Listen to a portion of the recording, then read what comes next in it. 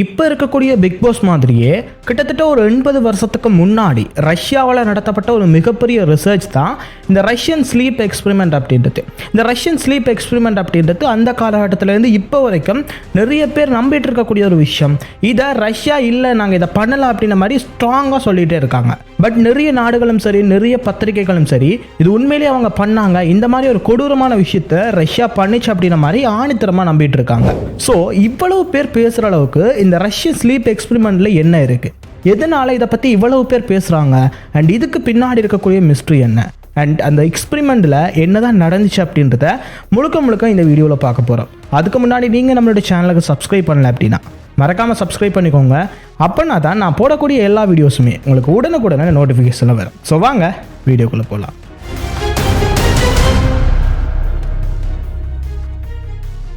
First இந்த கதை எங்கே ஸ்டார்ட் ஆகுது அப்படின்னா 1947 இந்த உலகப் போரெல்லாம் முடிவடைஞ்ச காலகட்டத்தில் ரஷ்யா ஒரு எக்ஸ்பெரிமெண்ட் பண்ணலாம் அப்படின்ற மாதிரி ட்ரை பண்ணுறாங்க. அதாவது ரஷ்யா இராணுவத்தை பொறுத்த வரைக்கும் ரொம்ப ஸ்ட்ராங்காக இருக்கணும் அப்படின்றதுல ரொம்ப கான்சன்ட்ரேஷனாக இருந்தாங்க.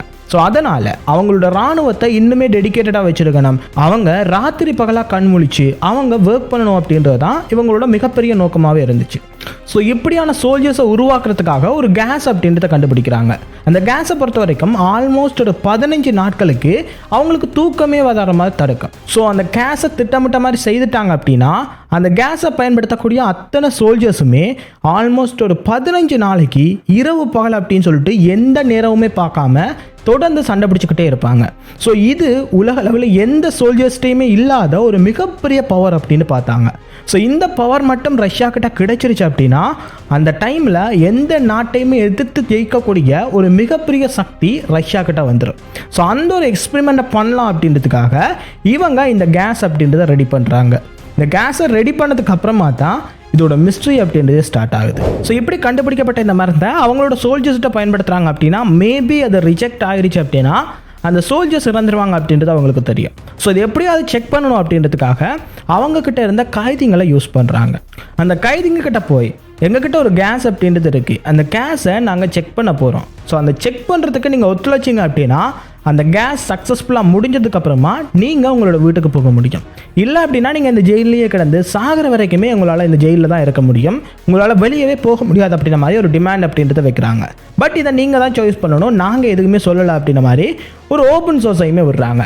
அப்படி இருக்கும்போது அங்கே இருக்கக்கூடிய 5 கைதிங்க நாங்கள் இதை அக்செப்ட் பண்ணிக்கிறோம், நாங்கள் இந்த பரிசோதனையில் வாரோம் அப்படின்ற மாதிரி 5 கைதிங்க அப்படின்றவங்க அக்செப்ட் பண்ணிக்கிறாங்க. ஸோ அந்த 5 கைதிங்களை வச்சு தான் இந்த பரிசோதனை அப்படின்றது ஸ்டார்ட் பண்ணுறாங்க. ஸோ இந்த ரிசர்ச்சோட ஸ்டார்டிங்கில் இந்த 5 கைதிங்களையுமே ஒரு ரூம் அப்படின்றதுல போடுறாங்க. அந்த ரூமை பார்க்குறதுக்கு கம்ப்ளீட்டாக அடைக்கப்பட்டிருக்கு.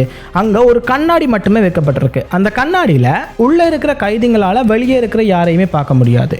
பட் வெளியே இருக்கக்கூடிய இந்த ரிசர்ச்சஸால் உள்ளே இருக்கிற கைதிங்க என்ன பண்ணுறாங்க, என்ன பண்ணிகிட்டு இருக்காங்க அப்படின்றத இவங்களால தெளிவாக பார்க்க முடியும். அண்ட் அந்த ரூமுக்குள்ளே ஒரு மைக்ரோஃபோனுமே வச்சுருக்காங்க. வெளியே இருக்கிறவங்களால உள்ள கம்யூனிகேட் பண்ண முடியும். அண்ட் உள்ளே என்ன பேசுகிறாங்க அப்படின்றத வெளியே இருக்கிறவங்களால தெரிஞ்சுக்க முடியும். அண்ட் அந்த ரூமில் தேவையான எல்லா ஃபெசிலிட்டிஸுமே இருக்குது. சாப்பிட்றதுக்கு உணவு அப்படின்றது இருக்குது, குடிக்கிறதுக்கு தண்ணி அப்படின்றது இருக்குது, அண்ட் படிக்கிறதுக்கு புக்ஸுமே இருக்குது. பட் அங்கே படுக்கை அப்படின்றதே கிடையாது. ஆல்மோஸ்ட் 15 நாள் வரைக்குமே இவங்க முழிச்சு தான் இருக்கணும் அப்படின்றது தான் இவங்களோட மெயின் மோட்டிவாகவே இருந்திருக்கு. ஸோ இந்த ரிசர்ச் சக்ஸஸ் ஆகணும் அப்படின்னா இந்த 5 பேருமே தூங்காமல் இருக்க வேண்டியது ரொம்ப முக்கியமான விஷயம்.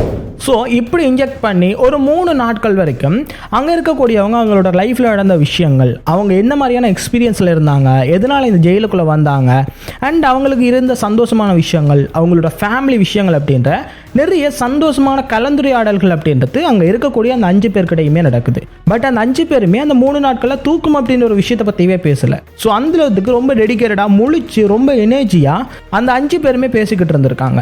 ஸோ இதை பார்த்தோன்னே ஓகே இந்த எக்ஸ்பெரிமெண்ட் சக்ஸஸ் ஆகும் போலியே இருக்குது அப்படின்ற மாதிரி அங்கே இருக்கக்கூடிய அத்தனை சயின்டிஸ்ட்டுமே ஒரு பெருமூச்சு அப்படின்றத விட்டாங்க. பட் அதுக்கப்புறமா தான் இதோட மிகப்பெரிய இன்ஃபேக்ட் அப்படின்றது ஏற்பட ஆரம்பிச்சிது. ஸோ இந்த 3 நாட்கள் இப்படி இருந்தவங்க 4வது நாள் கொஞ்சம் கொஞ்சமாக சேஞ்ச் ஆக ஆரம்பித்தாங்க. அவங்க ரொம்ப கொடூரமான கனவுகளை பற்றி பேச ஆரம்பித்தாங்க. அவங்களோட வாழ்க்கையில் நடந்த கொடூரமான விஷயங்கள், சேடான விஷயங்கள் அப்படின்னு சொல்லிட்டு தங்களுக்கு தங்களே பேசிக்கிட்டு ரொம்ப சேடாக மாற ஆரம்பிச்சாங்க. ஸோ இந்த 4 நாள் 5 நாள் 6 நாள் அப்படின்னு இந்த மாதிரி அவங்களோட பிஹேவியர்ஸ், அவங்க பேசக்கூடிய விதங்கள் அப்படின்றது கொஞ்சம் கொஞ்சமாக மாற ஆரம்பிக்குது. அண்ட் இப்படியே போயிட்டு இருக்கும்போது அங்கே இருக்கிறவங்களுக்குள்ள கலகலப்பு அப்படின்றது ஏற்படுது. ஒருத்தர் சந்தேக கண்மொழியை பார்க்குறாங்க. நீ என்ன கொலை பண்ணிடுவியா, நீ தான் என்ன ஜெயிலுக்குள்ளே கூட்டிகிட்டு வந்தியா அப்படின்னு சம்மந்தமே இல்லாத மாதிரி ஒருத்தர் தாக்கிக்கிட்ட ஆரம்பிக்கிறாங்க. ஸோ இந்த மாதிரி ஒரு 7-8 நாட்கள் அப்படின்றது போக ஆரம்பிக்குது. ஸோ இப்படியே போயிட்டு இருக்கும்போது அந்த ரூமில் இருக்கக்கூடிய ஒரு பர்சன் மட்டும் ரொம்ப பெருசாக சத்தம் போட ஆரம்பிக்கிறான். அந்த மைக்ரோஃபோனே கிளியர் அளவுக்கு பெரிய அளவில் சத்தம் அப்படின்றத போடுறான். இந்த சத்தம் எந்த அளவுக்கு இருந்துச்சு அப்படின்னா, காலையில் ஸ்டார்ட் பண்ண சத்தம் சாயந்தரம் முடிகிற வரைக்குமே இல்லை, அந்த அளவுக்கு ஒரு பெரிய சத்தம் அப்படின்றத போட்டுட்டு இருக்கான். பட் அந்த சத்தம் முடிஞ்சதுக்கு அப்புறமா அவனோட ஒரு சின்ன சத்தம் கூட கேட்கல. ஏன்னா அவனோட குரல் வலை அப்படின்றது வெடிச்சு அவனால் இதுக்கு மீறி சத்தமே போட முடியாதுன்ற அளவுக்கு பெரிய அளவில் சத்தம் அப்படின்றத போட்டு அவனோட தொண்டையே வெடிச்சிருச்சு. ஸோ இந்த மாதிரி அங்கே இருக்கக்கூடிய ஒவ்வொருத்தருமே வித்தியாசமாக மாற ஆரம்பித்தாங்க. ஸோ இப்படியே போயிட்டு இருக்கும்போது சடனாக ஒரு நாள் இவங்க யாருமே பேசிக்கிறது இல்லை, யாருமே என்ன பேசுகிறாங்க அப்படின்றத கேட்கல. கம்ப்ளீட்டாக அந்த ரூமே ஒரு டெட் சைலண்டாக இருந்திருக்கு. பட் இவங்களோட ஆக்சிஜனை செக் பண்ணும்போது அந்த 5 பேருமே உயிரோடு இருந்திருக்காங்க. அந்த 5 பேருக்குமே எந்த ஒரு பிரச்சனையுமே இல்லை, அந்த 5 பேருமே உயிரோடு தான் இருந்திருக்காங்க. 5 பேருமே ஆக்சிஜன் சுவாசிக்கிட்டு தான் இருந்திருக்காங்க. பட் அந்த 5 பேருமே ஒரு மில்லி அளவு கூட சத்தம் அப்படின்றது போடலை. இந்த மைக்ரோஃபோனில் ஒரு சின்ன மூச்சு காத்து சத்தம் கூட கேட்கல. ஸோ இதை பார்த்ததுமே ஏன் இவ்வளவு பேர் இவ்வளவு சைலண்டாக இருக்காங்க அப்படின்றது இந்த சயின்டிஸ்ட்டுக்கு சுத்தமாகவே புரியலை. ஸோ இதுக்கப்புறமா இந்த சைலன்ஸ் அப்படின்றது கொஞ்சம் கொஞ்சமாக சத்தம் கேட்கறதுக்கு ஆரம்பிக்குது. இந்த சத்தங்கள் எந்த மாதிரி இருந்துச்சு அப்படின்னா, யாரோ ஒருத்தர் அட்டாக் பண்ணுற மாதிரியும் யாரோட உடம்புகளை கிழிக்கிற மாதிரியும் ஆப்ரேஷன் பண்ணுற மாதிரியுமே ஒரு வித்தியாசமான சட்டங்கள் அப்படின்றது கேட்குது. இந்த சத்தங்களை கேட்கும்போது யாரோ ஒருத்தங்களோட பாடி பார்ட்ஸை கட் பண்ணுற மாதிரி, யாரோ ஒருத்தவங்க மாமிசத்தை கடிச்சு இழுக்கிற மாதிரியான பல சத்தங்கள் அப்படின்றது அந்த மைக்ரோஃபோனில் கேட்க ஆரம்பிக்குது. ஸோ இதை பார்த்து அந்த சயின்டிஸ்ட் எல்லாமே ஏதோ ஒரு விஷயம் இங்கே நடக்குது, ஸோ இது நம்ம எக்ஸ்பெக்ட் பண்ணாத ஒரு விஷயம் நடந்துட்டு இருக்கு, ஸோ இதை உடனடியாக ஸ்டாப் பண்ணணும் அப்படின்றதுக்காக அவங்க அந்த இன்டர்காமில் ஒரு விஷயம் அப்படின்றத சொல்கிறாங்க. நாங்கள் இந்த கதவை ஓப்பன் பண்ண போகிறோம், ஸோ நீங்கள் அத்தனை பேருமே தரையில் விழுந்து படுத்துக்கோங்க, இல்லை அப்படின்னா நாங்கள் திறந்த உடனே உங்களை ஷூட் பண்ணிடுவோம் அப்படின்ற மாதிரி ஒரு வார்னிங் அப்படின்றத கொடுக்குறாங்க. இந்த வார்னிங் கொடுத்த உடனேயே அங்கே இருந்து வந்த அந்த 5 பேரோட சத்தம் என்ன மாதிரி இருந்துச்சு அப்படின்னா, நாங்கள் வெளியே வரல, நாங்கள் இதுக்குள்ளே தான் இருக்க போகிறோம், எங்களுக்கு விடுதலை வேணாம், நாங்கள் வெளியே வர போகிறது கிடையாது, எங்களுக்கு இந்த ரூம் தான் தேவை அப்படின்ற மாதிரி அவங்க அத்தனை பேரோட சத்தமுமே இருந்திருக்கு. பட் இப்படி சத்தம் கேட்டதுக்கு அப்புறமா இது எப்படியே விட்டால் சரியாகாது அப்படின்ற மாதிரி ஒரு 12வது நாள் அப்படின்றது இந்த கதவை திறக்கிறாங்க. கதவை திறக்கும்போது தான் ஒரு மிகப்பெரிய ஷாக். அங்கே இருந்த ஒரு நபர் மட்டும் தரையில் இறந்து கிடந்திருக்காரு. அவரோட உடல்கள், அவரோட உடல் பாகங்கள் அப்படின்றது ரொம்ப கொடூரமான முறையில் அவரோட அடையாளமே தெரியாத மாதிரி சின்ன கிழிக்கப்பட்டிருக்கு, துகள்களாக மாற்றப்பட்டிருக்கு. அண்ட் அது கூட அங்கே நின்ற 4 பேருமே ரொம்ப கொடூரமாக அங்கே போன அத்தனை பேரையுமே தாக்க ஆரம்பிச்சிருக்காங்க. லிட்ரலி ஒரு சாம்பி மாதிரி பிஹேவ் பண்ண ஆரம்பிச்சிருக்காங்க. இந்த சாம்பி மாதிரி பிஹேவ் பண்ணுற இவங்களை பொறுத்த வரைக்கும் ஒரு சில பேருக்கு உடல்கள் அப்படின்றது கிழிக்கப்பட்டிருக்கு, அவங்களோட உடல்கள் அப்படின்றது தெரிய வந்திருக்கு. அண்ட் அவங்க ஒருத்தர் கடித்து சாப்பிட்ட மாமிச துண்டுகள் அப்படின்றது அவங்களோட பல்லிடுக்குகள் அப்படின்றது கிடந்திருக்கு. ஸோ இதை பார்க்கும்போது என்னடா இது அப்படின்ற மாதிரி அந்த 4 பேரையுமே மயக்கமடைய வச்சு அங்கே ரிசர்ச்சுக்கு கொண்டு போகிறாங்க. பட் என்னதான் இதை மயக்கமடைய வைக்கிறதுக்கு ட்ரை பண்ணாலுமே நிறைய இடங்களில் இவங்க மயங்காமலே இருந்திருக்காங்க. அண்ட் ஒரு சில பேர் கடைசி வரைக்குமே மயங்காமல் இருந்திருக்காங்க.